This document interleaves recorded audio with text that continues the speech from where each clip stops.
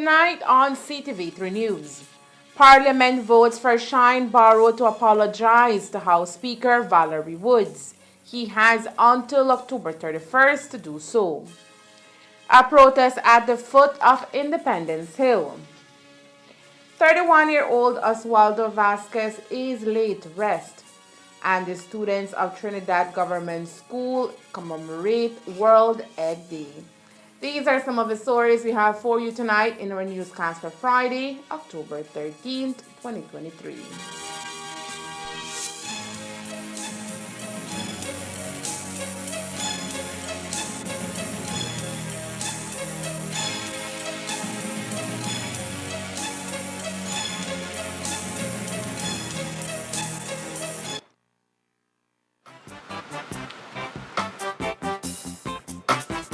That'll be $50.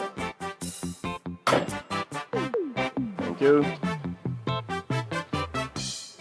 Wait, hey, this 50 is a fake.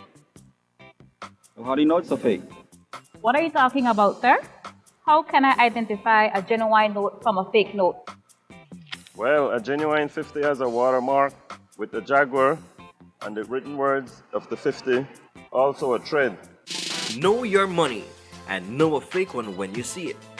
Do not rely on any one security feature. Look for the clarity and quality of printing. The printed lines and colors should be sharp and clear. Feel the quality of the paper and the raised print. Hold the note up to the light to see the windowed security thread. It should form one complete line when held up to the light. The watermark and denominational electrotype. The Jaguar is the watermark in the $100 and $50 notes. The Sleeping Giant is the watermark in the $20, $10, $5, and $2 notes. The see-through feature. The parts of the design printed on the back should fit exactly within the unprinted areas of the front to form the complete design. Check the $100 note for the toucan hologram with the periwinkle flower overprint. Tilt it to see the small images of the toucan and the numeral 100. Check the $50 note for the green foil angelfish. Check even closer. Use an ultraviolet light to see the fluorescent features. Use a magnifier to see the microlettering. Tiny letters that read Central Bank of Belize and the value of the note. Stop the circulation of counterfeit Belize currency notes. Pass all counterfeits to the police at once. It is a criminal offense to hold or use a counterfeit. Be safe, be sure, know your money.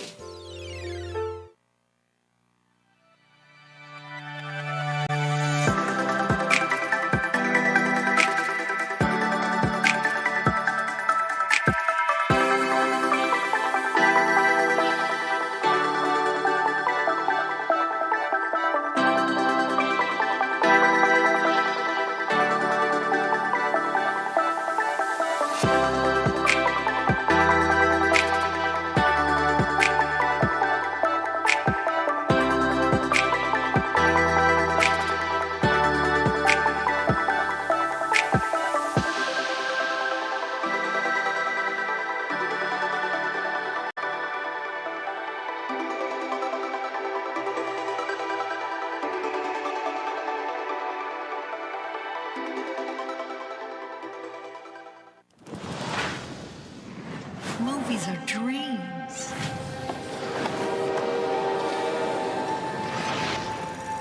That you never forget. The lights change how everything looks. It's hard to find our house. Ours is the dark house with no lights. In this family, it's the scientists versus the artists. What kind of movie are we gonna make?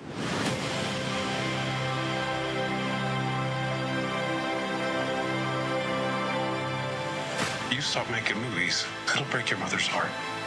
I don't know what to do anymore. You do what your heart says you have to.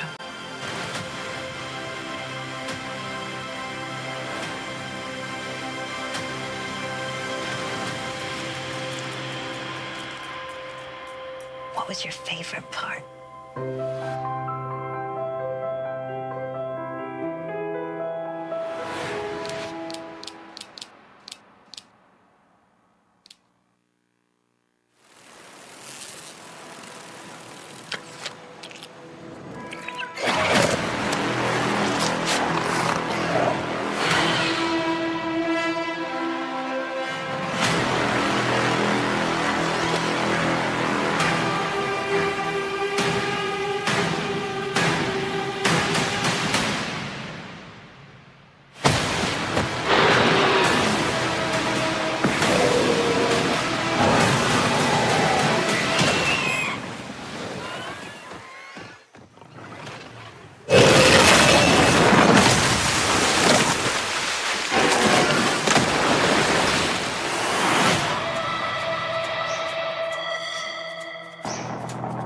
Jonas, we need your help. We're detecting increased aquatic activity 25,000 feet deep in the trench. It's an ancient ecosystem untouched by man. Whatever is down there is trying to make its way to the surface.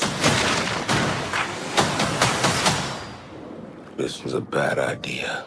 Just a little bit.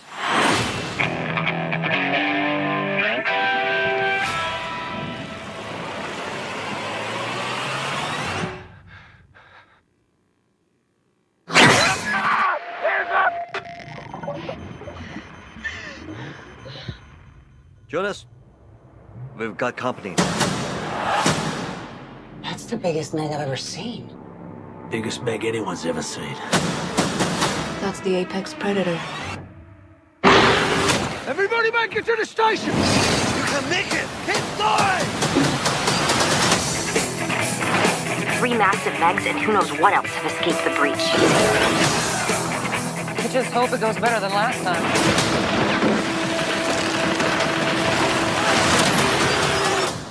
What happened last time?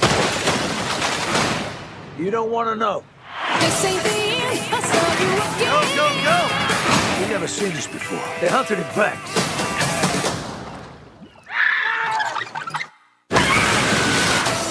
You can relax. This place, meg-proof. I mean, Jonas was always afraid of this, but I was also thinking...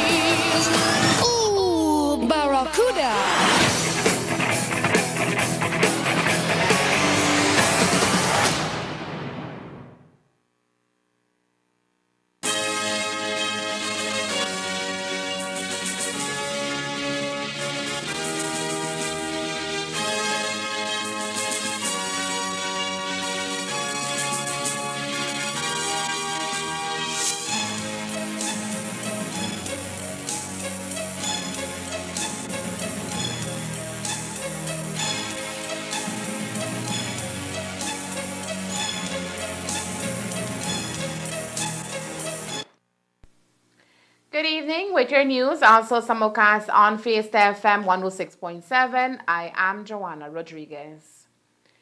The recommendation of the Constitution and Foreign Affairs Committee to the Leader of the Opposition to apologize to Speaker of the House, Valerie Woods, for comments in an email revealed in August following the denial of his motion of no confidence was debated today in Parliament, and it played out to be heated discussion. Kaya West Area Representative Jorge Millen Espat stood in for Deputy Speaker Marconi Layal, who left the meeting early due to illness.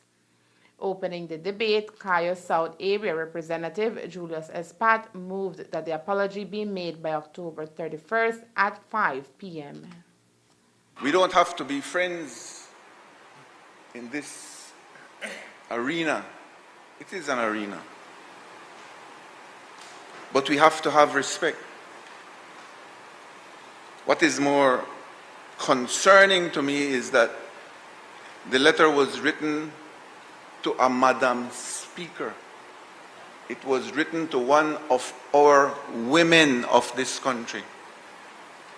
And we have to have respect for our women. True leaders acknowledge when they're wrong. True leaders apologize when there is a need. Mr. Leader of the Opposition, be a man. Do the right thing. Apologize to a woman. Apologize to the leader of this arena. That's the chairman, the speaker, the person that has the authority. And I can tell you, compared to Humpy Dumpy, that's an honorable speaker. You have absolutely zero moral authority, and neither do your colleagues, and then you want to talk about gender. You want to make this a gender issue.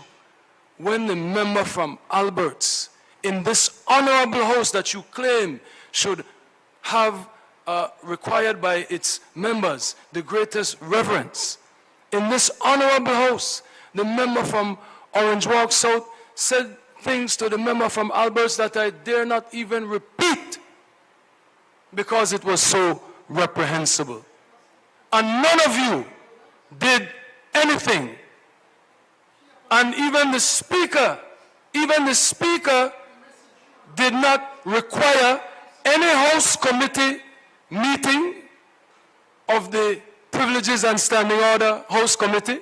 When it comes to this matter,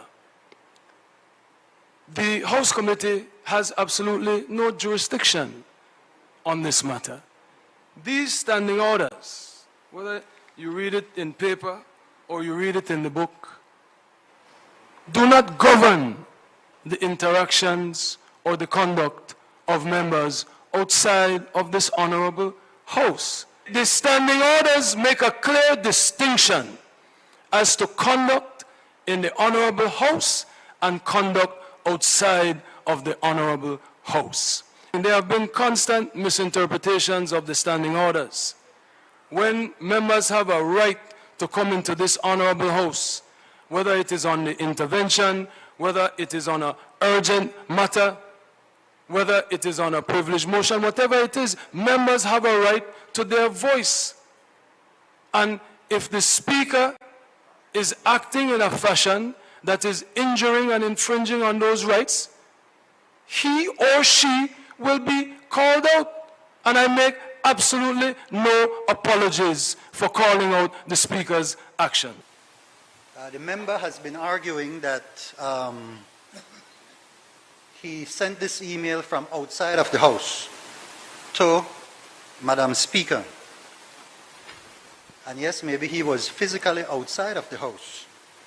But if you look at the email, Mr. Speaker, it was sent to the clerk of the National Assembly, okay, addressed to the clerk. So it came to the House.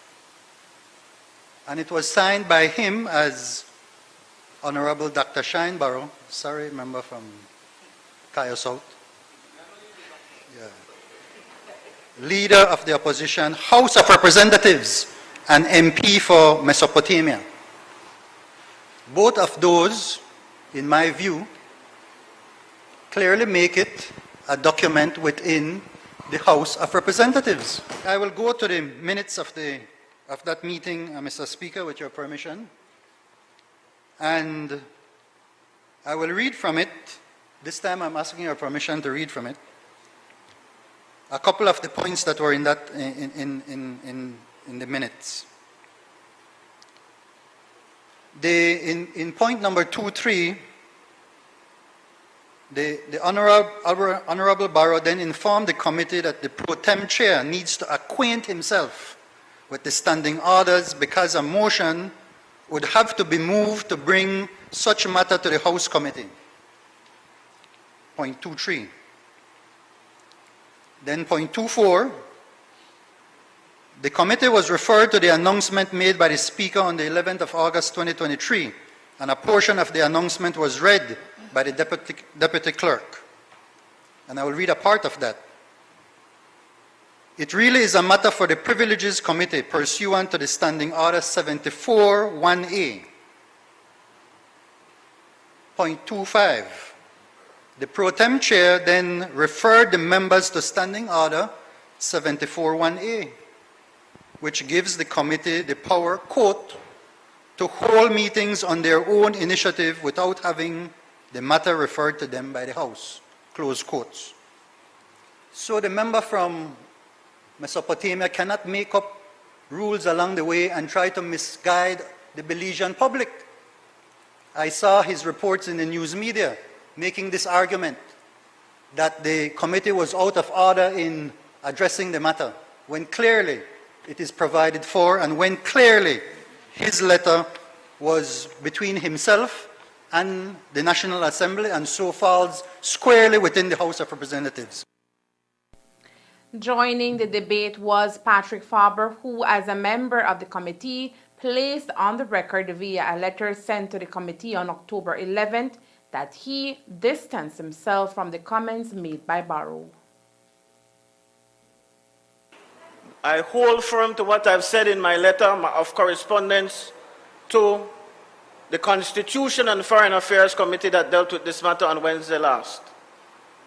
Because I hold firm to my belief, and I will tell you that the leader of the opposition is not wrong. I have some concerns about some of the things that happen in here in terms of how the Speaker rules as well, but as many have pointed out before, it is improper for us to talk about that in here. And in fact, there is a proper way of registering our complaint when that is the case.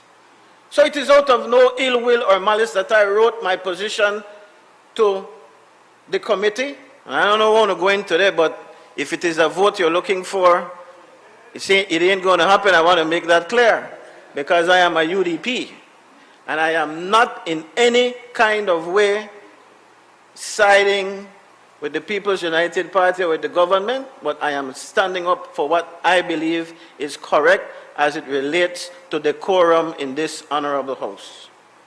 And so, Mr. Speaker, again, you know my position.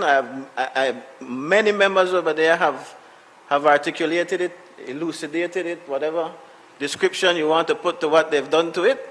That is my position. You are absolutely right that the Speaker is a different thing. That the Speaker is a person in charge of this House, just like a referee. We may not agree with the Speaker, but we have to respect and abide by his or her ruling. You remember when Michael Perifit, Miriam, who Michael Perifit used to treat with? I mean, that guy was, I can't even find the words right now to describe. He was a bully, continues to be a bully, but especially in the House, he was so bad.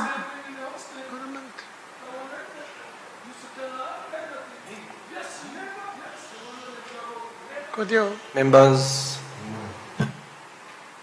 Michael Perifit was so bad as Speaker and uncontrollable that even the then Prime Minister had to change him. They changed him because he was really, really bad. Mr. Speaker, the BQ Pitts, the late BQ Pitts, I was my first term in government. Boy, DPM. Woo! The first time I come for House meeting, when I left, I felt like they beat me up on my back with a stick. The way BQ Pitts would behave with us. I know you could complain. You don't know what it is to have a Speaker where we're really, really biased. You have no clue. For the first time, we have a Speaker that generally tries to be even-handed. That our members from this side sometimes get upset. You think any Speaker under the then Prime Minister, Dean Barrow, could have ever overruled then Dean Barrow? He may have changed it immediately. But I respected that as a Speaker. I know my colleagues were very upset over it. Yes, I said they agree, and it's true. But at the end of the day, we need to respect the Speaker. No matter where ruling you do, you may not be happy with the ruling, but he or she is the Speaker of this House. When the honourable member from Orange Walk South made some comment which she took offense to, the member did send a message and apologizing to the honourable member from Albert. The member from Orange Walk South did go publicly to the media and apologize to the member from Albert. Now, after the fact, when that happened, nobody in this House, even the members on the other side, got up on a point of order. Nobody. The own people on the other side did not get up and ask for a point and made a point of order. The honourable member from Albert afterwards wrote the Speaker of the House, and the Speaker, along with the clerk, tried to guide her as to what is it that needs to be done. And the clerk mentioned to her that the member would need to table a complaint to the respective committee. And the honorable member from Albert decided not to do so. Had she done that the way we have done it, that we said this is going to go to the host committee, then she would have, then the same thing would have happened, that the committee would have then decided whether the member from Orange Rock South would have had to apologize or not. The point that we are trying to make here, Mr. Speaker, again, that the hurly-burly of politics, sometimes we go overboard. I agree. And when we do that, then we try pull back and do the right thing and apologize. But the Speaker of the House is sacrosanct.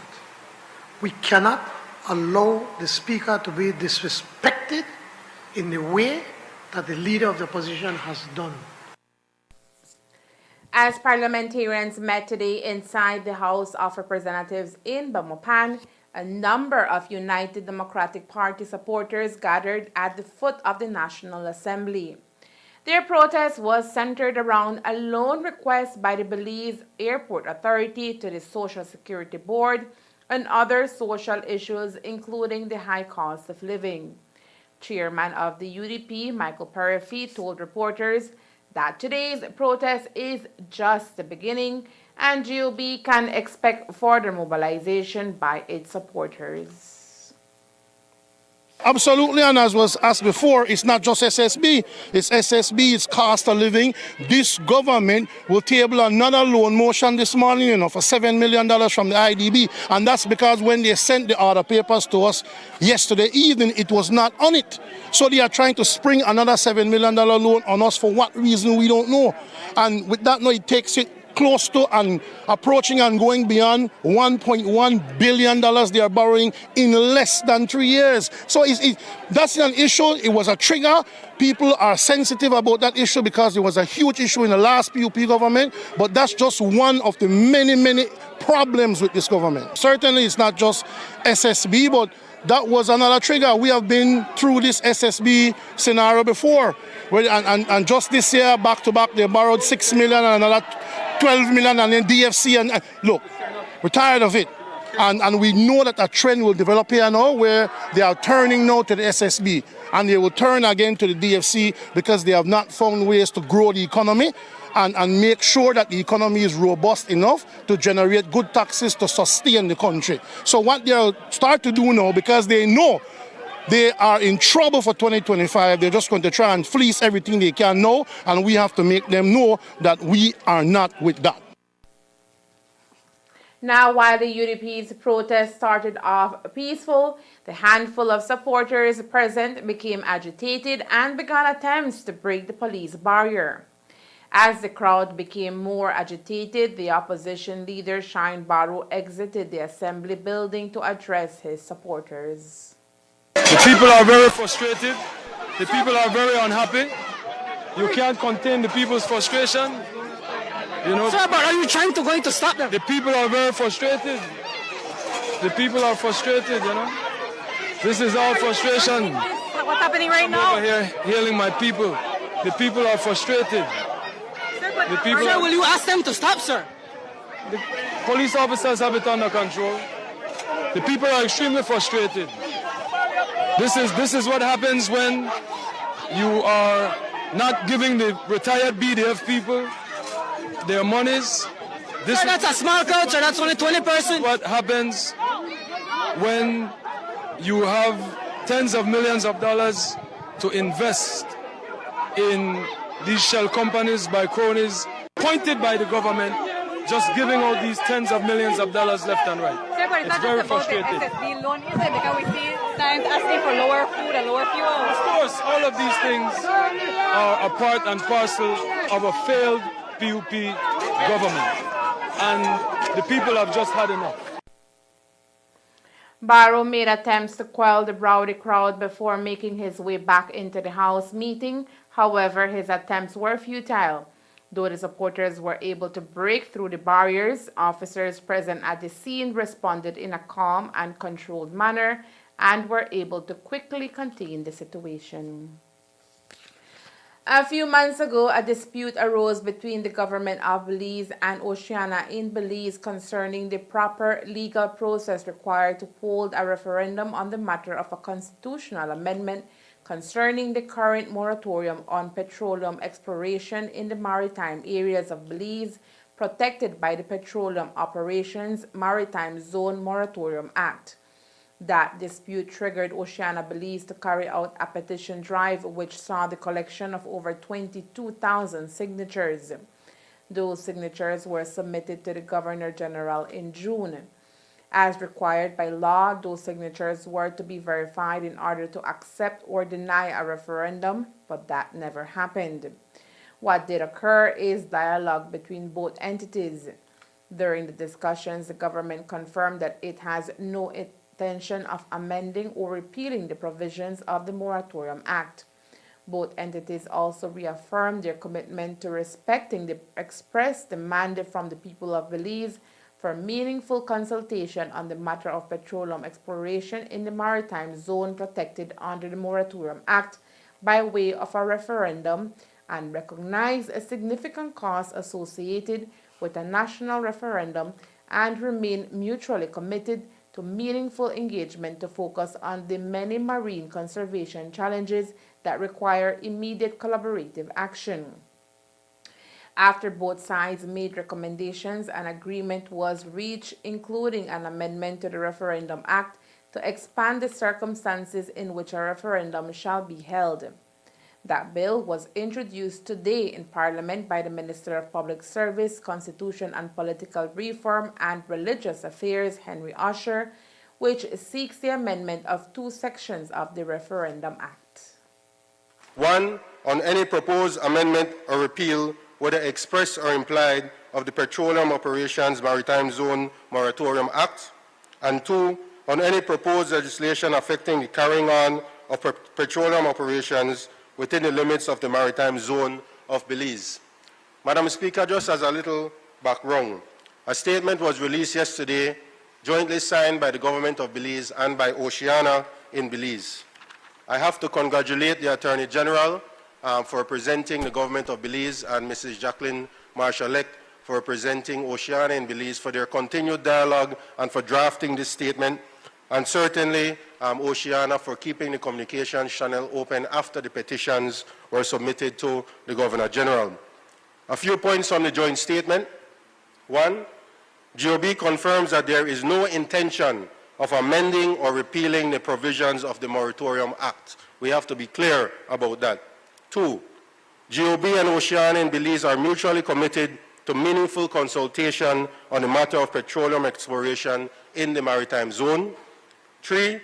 GOB and Oceania in Belize remain mutually committed to meaningful engagement to focus on the many marine conservation challenges that require collaborative action. 4. This amendment will ensure that the people of Belize will have their voices heard through a national referendum in the event that any government, now or in the future, desires to amend or repeal the Moratorium Act. 5. There is a commitment to dialogue and meaningful working relationship to protect and sustainably manage Belize's maritime conservation environment. And 6, finally, thank you to all the Belizeans who signed the petition. Please be assured that your message was heard loud and clear. October is generally categorized as one of the cooler months of the year. However, Belizeans from across the country have been experiencing a major heat wave. The past 3 days have shown record high temperatures in areas across the country. These high temperatures, according to the National Meteorological Service of Belize, are due to a heat wave which is currently hitting Belize. Now, while this kind of high temperature is not common for this time of year, Belizeans can soon expect some respite. We are experiencing extremely hot conditions, and this is due mostly to a southerly wind that we have at the surface and the low levels, owing to a low pressure system in the Gulf. So the circulation around that low is causing the winds to come up from the south. And in doing so, those winds need to cross the mountainous regions in Central America, Honduras. And once they descend on the leeward side of the mountains, they will be coming down and warming up due to what we call adiabatic compression. So it's like when you're pumping your bicycle wheel and you feel the pump getting warm, that's compression and warming. So that's what we're experiencing due to the southerly winds. Coupled with that, we have a high pressure system in the mid to upper levels of the atmosphere, which is helping to keep the air suppressed, keeping it downward as well, and of course, warming up. So we have seen that trend for about the last 2 to 3 days. Today is actually the peak of the heat wave that we're currently experiencing, but I don't have complete data for today as yet, so I'm going to reference the data from yesterday. With a slight cold front expected in the Gulf of Mexico over the weekend, Belizeans, according to Chief Meteorologist Ronald Gordon, can expect cooler temperatures at the start of next week. So if you imagine a wave, we're at the crest and we're going to be going down on the other side. No, that doesn't mean that tomorrow is going to be cool. It's still going to be relatively hot. We still expect that there's going to be a heat alert out, but the trend is for it to be cooling down. And in terms of cold front, I mentioned that I may not have mentioned, but the low pressure system in the Gulf is associated with a cold front. That cold front will actually move north of us and not affect us, but another front will descend into the Gulf over the weekend. And that front, based on the current model forecast, appears that it will pass us sometime on Monday, bringing in some rains, some northerly winds, and of course, cooler air. Temperatures for the weekend here in the north are expected to be in the high 90s. Coming up next, Prime Minister John Bresenio condemns Israel-Palestine conflict. Stay tuned.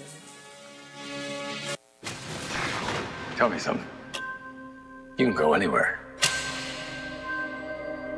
Another timeline. Another universe. So why do you want to stay and fight to save this one? Because this is the world where my mom lives. I'm not going to lose her again.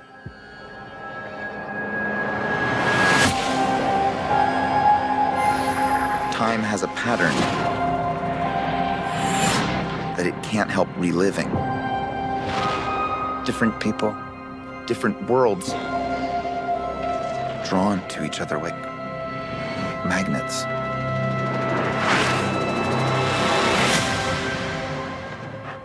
It's my face. You stole my face. If you were to go into the past, you have no idea what the consequences can be. Bruce, I could fix things. You could also destroy everything. This can't be happening. I completely broke the universe. Zod. We've been waiting for you. I created a world with no metahumans. And now there's no one to defend us. Want some help?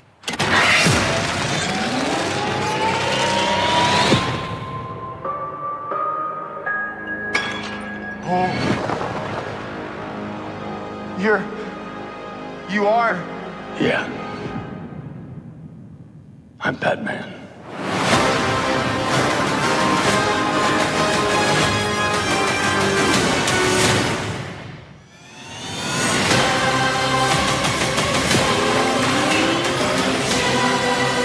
If I can't undo what I did, if I can't get back, there might not be a future.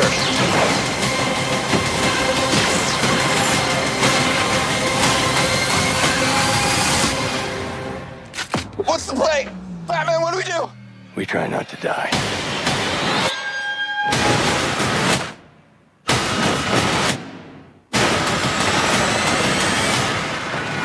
It's not Clark.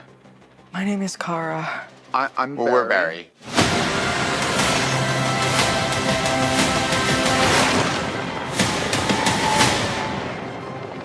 Barry, what are you doing? Our kids are going to want to see this.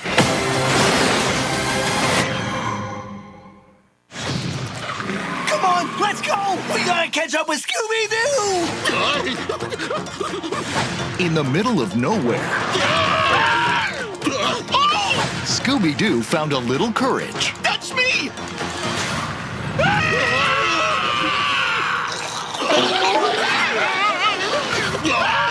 It's my friends. Oh! And a lot of adventure.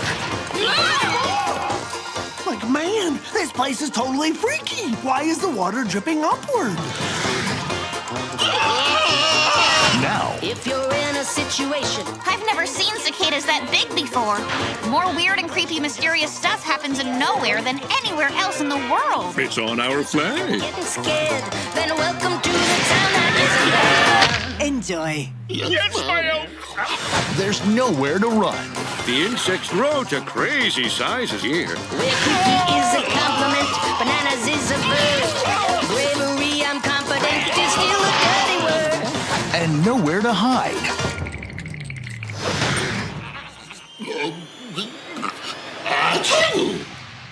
Gesundheit! Oh, thank you. If you're falling down a rabbit hole, the only way is so laugh until you cry a bit, and then you get unstuck. Are you nutty as a bouquet? Are you loony as a tune? And quit your scowl and do some howling at the moon, like me. Woohoo! We gotta save Scoob! Straight out of nowhere, Scooby-Doo meets Courage the Cowardly Dog. Woohoo! Jackpot! Watch the masters at work! Needs more mustard. Excuse me, must have been something I ate. Look for it on digital and DVD.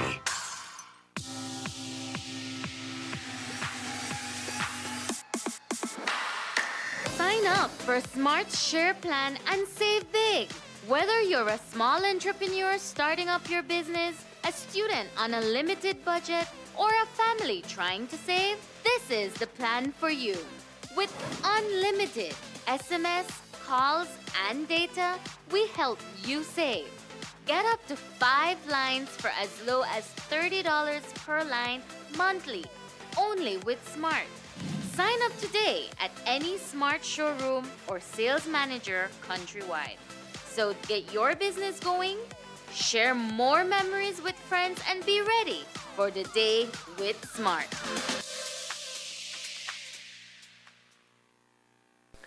A vulnerable global economy already set to slow this year and next is facing new challenges from an escalating war between Israel and Hamas that could upend geopolitics in the Middle East and send energy costs higher.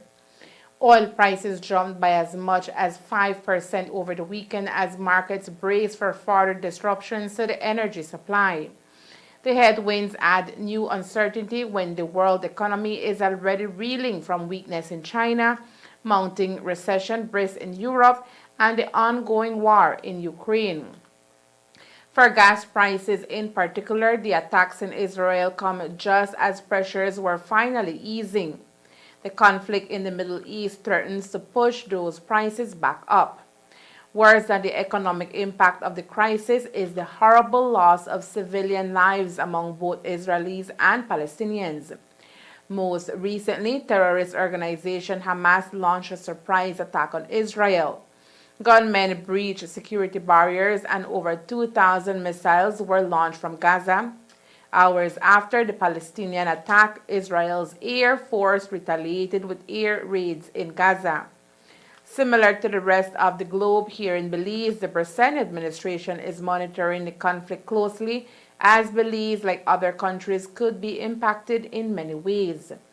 This morning in Parliament, PM Brazilian condemned the ongoing war, which threatens to escalate with a ground invasion after Israel demanded that more than 1 million citizens in the north of the Strip leave in 24 hours. I don't think that Belize will ever support any kind of terrorist act, and Hamas did commit a terrorist act over the weekend when they attacked and massacred many innocent people. But that does not justify, Madam Speaker, the response that we're seeing from Israel. We recognize that Israel has every right to defend itself. But when you start to do this random or just bombing out of cities in Gaza, and possibly thousands of innocent people have been killed, I don't think that kind of response is justified. We also need to recognize and accept that Israel also needs to respect the land of the Palestinian people. Over the years, they've been going and pushing into the West Bank and taking more and more land of the Palestinian people. And in many instances, the Palestinian people feel helpless that the world is just sitting by and allowing a form of apartheid to take place between Israel and Palestine.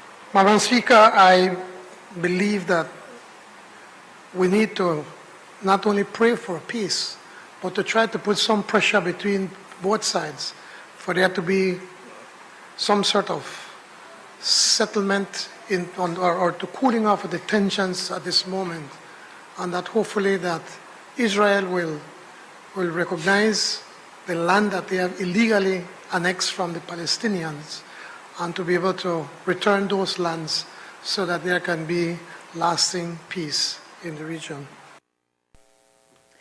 The Corozal Football Association, with assistance from the Football Federation of Belize, handed over a number of equipment to the Corozal Community College in an attempt to foster sports development within young people under the age of 18. The secondary school was given all the necessary equipment needed for the school to run a female intramural tournament. This tournament is tentatively scheduled to begin on October 24th, 2023.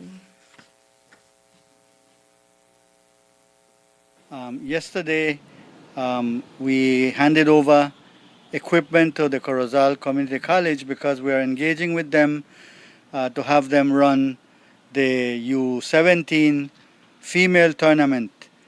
And so it's a partnership between the Corozal Football Association and the Corozal Community College. We believe that this is an important way in which we can team up with a school so that we can give an opportunity to the females to be engaged in this very popular sport. What kind of equipment was given to them, and do you have a price tag for what was given to them? Well, we gave them balls, bibs, cones, discs, and we also assisted them with some funds to be able to help them with expenses for officiating, for trophies. Okay. What does this mean for your association? Well, it's an opportunity, as I mentioned before, for us to engage with other partners, and in this case with a high school. Escuela Secundaria Técnica Mexico will also see a donation from the Corozal Football Association in the coming days. Every year, the second Friday in October is set aside as World Egg Day, and today Belize join in with more than 150 countries around the globe to celebrate this special occasion. World Egg Day was established over 20 years ago and offers a unique opportunity for countries around the world to raise awareness of the benefits of eggs and their important role in our daily lives. After 3 years of not being able to celebrate the occasion due to COVID-19, today the Poultry Association of Belize, together with Baja, Western Dairies, and Caribbean Chicken, provided a wholesome breakfast featuring eggs and milk to students from Trinidad Government School. This year's World Egg Day is being celebrated under the theme Eggs for a Sustainable Future. Being here at Trinidad is a pleasure, and the reason why we targeted primary school is because the theme of World Egg Day is Eggs for a Sustainable Future. It's in the future of everybody, and you know that these kids are our future, and at the same time the eggs are being produced with a low carbon footprint in Belize and around the world. It's one of the proteins that is being produced with the lowest carbon footprint, and therefore it also leads us into a sustainable future as well. So the future custodians of the future, which are these young kids that we are seeing here, will have a future based on how we are taking care of the environment, and we are committed, the industry is committed to producing proteins with a low carbon footprint. Being able to celebrate with the children in our community, according to manager of the BPA, Armando Kawo, ensures that education is provided about the importance of eggs, which is just about one of the healthiest products one can consume due to its richness in protein, vitamins, and minerals. Since its inception in 1996 by the International Egg Commission, a lot of countries started adopting World Egg Day. Here in Belize, we adopted it as well, and now we are every year celebrating, except the years when COVID was around that we couldn't do a get-together, but we still celebrated, but just going to the offices of the news and sharing it, but that was about all we can do. But this year we're back on with the kids in schools, and hopefully this will continue right into the future unless something comes and stops us. But our plan is to continue this program with schools. The last time we did it in out west, we did it in Benke at the Nazarene Primary School, and it was again targeting our young children, helping them cope with getting a good nutrition, teaching them the value of the egg, and showing them the future for them, what it brings to be sustainable. But like any other good product, Kawa says there is a right way and a wrong way of consuming these protein-packed goodies. I'll repeat it here. Egg has cholesterol, but it has two types of cholesterol, low density and high density lipoprotein, which is cholesterol. So it's good and bad cholesterol, but it has more good cholesterol than bad. So a lot of people try to shy away from the egg because they say, oh, I have cholesterol and the egg has cholesterol, it's not good for me. You can still eat an egg a day, even though you might have a little bit high level of cholesterol. It's just how you manage your diet and then how you prepare the egg. Because if you eat a boiled egg, it's not like eating a fried egg. Because again, it depends with what you fry it with, you might just take up your cholesterol level. So, we advise people, you can still eat an egg. You can poach it or you can boil it or use little or no oil and make a healthy meal out of it. In Belize, municipal bodies depend on subvention provided to them by central government to carry out their daily operations and to cover salaries. Property taxes, trade license fees also support the operating expenses. But in some instances, the monies collected are not enough to cover the overall cost of the council. With this in mind, the present administration, after approval of Cabinet, introduced today in the House a Municipal Securities Bill. The bill seeks to provide the enabling legislation to regulate how local municipalities can access the capital market directly through issuance of long and short-term municipal securities, finance public investments, and drive local economic development. The bill, according to Prime Minister John Briceño, takes into consideration appropriate regulatory framework for the municipal securities and public disclosure obligation to protect investors. With the passage of the Municipal Securities Bill, our municipalities will be able to access available monies in the private sector and tangible properties within their communities. High excess liquidity of almost $800 million in the banking system highlights the need for investment opportunities for household savers and institutional investors. The development of the municipal securities market will go a long way in providing the availability of municipalities to obtain long-term finances, access to financing, and better capital allocation. The Municipal Securities Act will streamline the process for issuance of municipal securities. As it currently stands, each time Belize and Bamopan City Councils have sought to raise funding by way of the issue of municipal securities, whether municipal bonds or municipal paper, new customized legislation has had to be introduced. The Municipal Securities Act will eliminate the need for new legislation for cities and towns each time any municipal securities are intended to be issued. Importantly, it will create the requirements for these municipalities to begin to improve their internal function to achieve better financial soundness. Under the framework of accountability and transparency, conditions for approval by the Minister of Finance could include the appointment of an internal auditor or financial controller. We have to ensure that these municipalities just can't do as they wish. We have to ensure that we have the proper check and balances. Certain repayment conditions have been mandated, including the creation of sinking funds for municipal securities, having a tenure beyond 5 years to protect investors and ensure repayment. There are also statutory debt limits and restrictions on the issuance of demand payable securities to protect municipalities' cash flow and to prevent untimely cash crunch. The Act also provides for a restricted list of authorized purposes and use of funds such as infrastructure development, including roadworks, the acquisition of land, the construction, reconstruction, alterations and enlargement of or purchase of public buildings, and so on.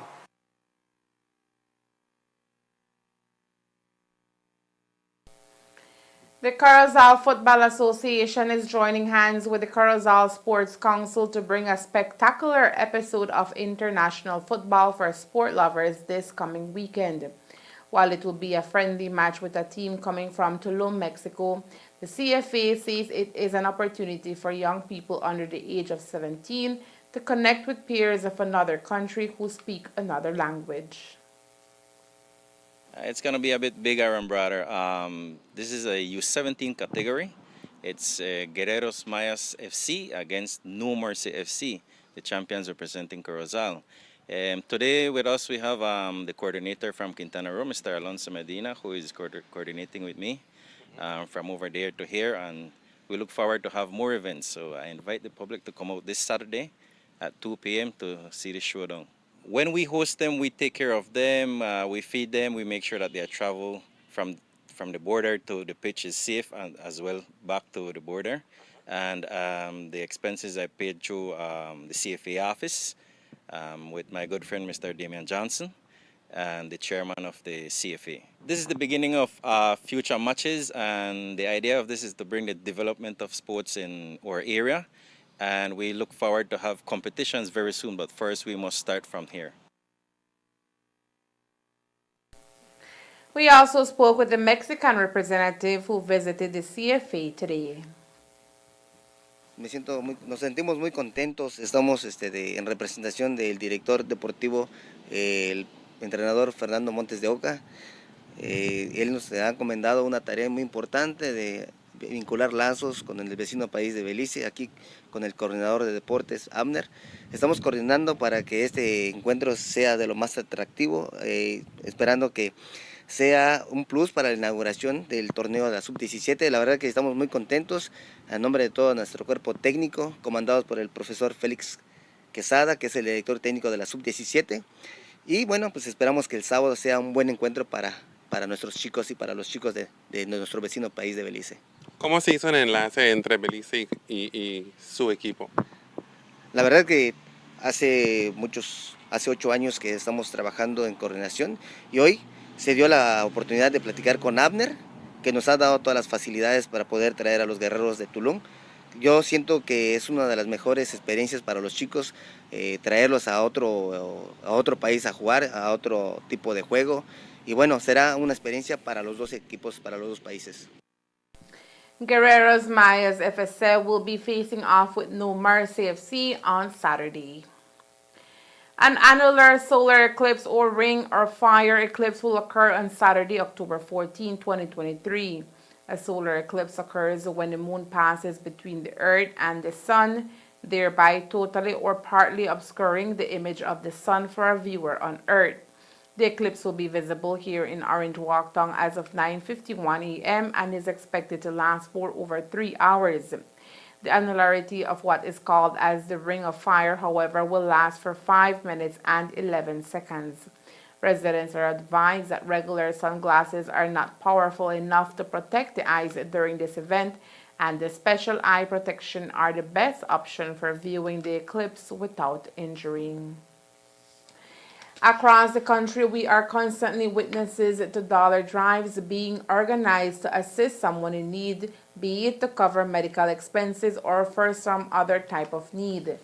This morning, we caught up with Maximiliana Novello, who teamed up with her local church members to raise funds for well-known teacher Sergio Magana, who is ill, and due to the severity of his condition, the medical expenses are mounting. Okay, we have another church member. Well, he was from our church, but now he is attending another church, but he's part of our brotherhood.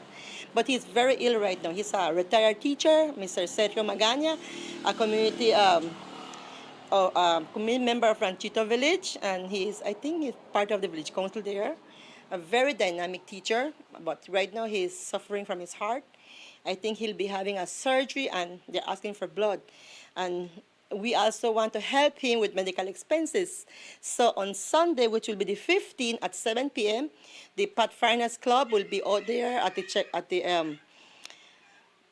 speed bump right there at Ranchito by the school. We'll be having a checkpoint. So anybody who is willing to donate or want to be generous to help in the medical expenses of Mr. Sergio Magana can please help us and donate. We will be more than happy to accept any donation that you want to contribute. The church will appreciate, and the family will really appreciate all that these kind people who are willing to help whenever we are in a situation like this. And for today is for me and for them, and tomorrow could be for me, okay? And it could be for anybody, because we don't know when sickness will hit our door. So we'll appreciate this. Thank you very much. Again, the group of volunteers will be at the pedestrian ramp in Ranchito Village on Sunday, October 15, 2023, as early as 7 a.m. to carry out the dollar drive. And that's the news. We invite you to join us for another newscast on Monday, October 16th here on CTV3 and Fiesta FM 106.7. Remember that to read a text version of the news, you can visit our website at ctv3beliezenews.com.